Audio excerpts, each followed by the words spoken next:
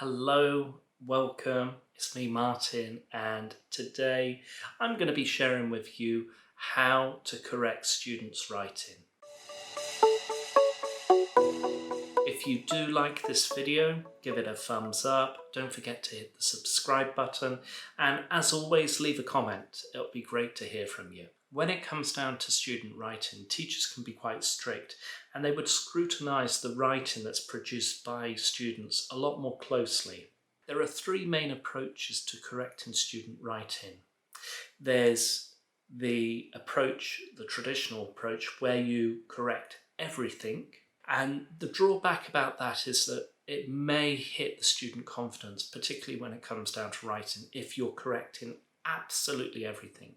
The more favourable approach would be correcting selected areas of a student writing. The third approach to correcting student mistakes is indicating to students where mistakes may be. And the benefit of this is that students become more self-aware of the drafting process and recognising particular errors.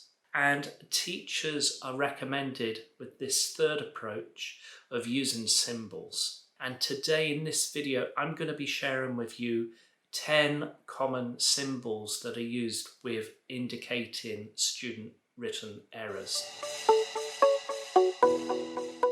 The first common problem when it comes down to student writing is spelling.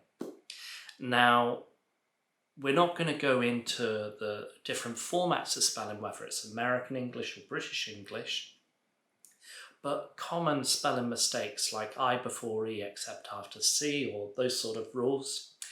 And the best approach to indicate a spelling mistake is by using the symbol S. And you can write in the margin S, and then within the text you can underline the particular area where it's or highlight where the mistake is occurring.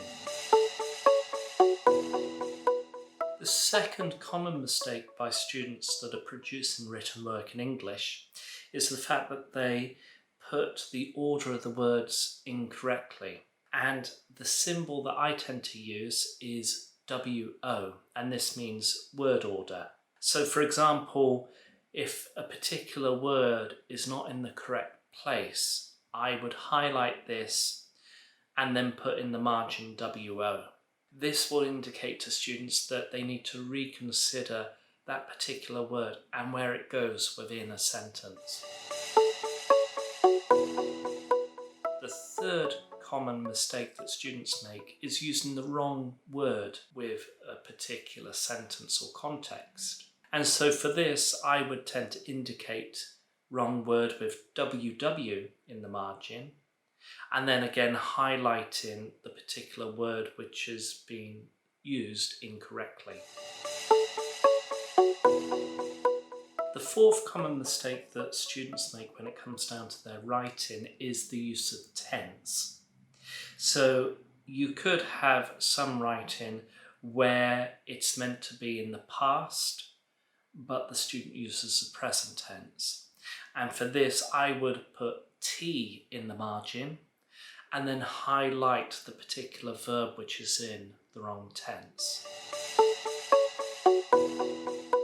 The fifth type of mistake is where students make a subject and verb not agree. So for example, a student could be writing 2 policemen has arrested someone, whereas the correct agreement would be 2 policemen have arrested someone. And I would highlight this with a C, and this would mean concord, the subject and verb not agreeing. The next common mistake that students make with their writing is in regards to the wrong form. So for example, we want that you is the wrong form. We want you would be the correct form. Or that table is our, whereas the correct form would be that table is ours. So when it comes to the wrong form, I would write down in the margin WF and highlight the wrong form which is used within the text.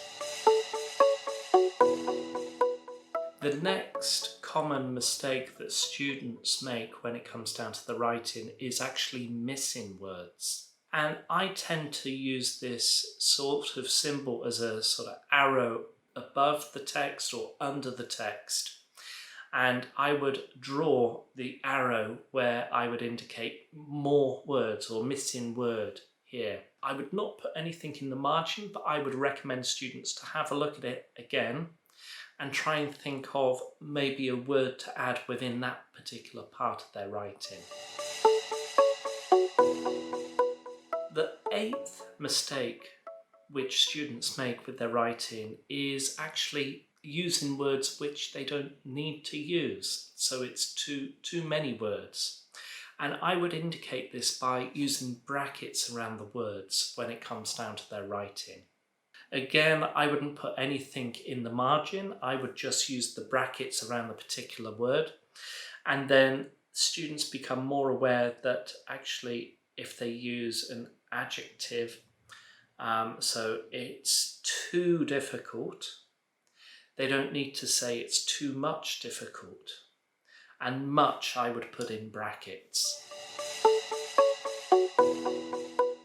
Okay, so symbol number 9 is related to meaning. And when the meaning is unclear, I tend to put a question mark over the particular sentence. Rather than, putting anything in the margin, I just put a question mark above the sentence and I try and get the student to think about their meaning again. Okay, so this leaves us with the final particular mistake that students tend to make when it comes down to their writing. And this is punctuation. And punctuation would be full stop, capital letters, question marks, apostrophes, commas, and that sort of thing. Now, when it comes down to punctuation, I wouldn't write anything in the margin of the text, but I would highlight or circle a particular word or letter or highlight or underline particular areas within the text and put a P above that. Okay, so that's 10 symbols that you can incorporate when it comes down to correcting student writing. I hope you enjoyed today's video, and I'll see you on Wednesday at noon UK time again. And don't forget, as I've mentioned before, hit that thumbs up, hit the subscribe button if you haven't already, and please leave a comment. Let me know, how do you incorporate student errors when they're writing something? And what do you try and achieve when it comes to correcting student writing? See you soon. Take care, stay safe, and happy teaching. Bye-bye.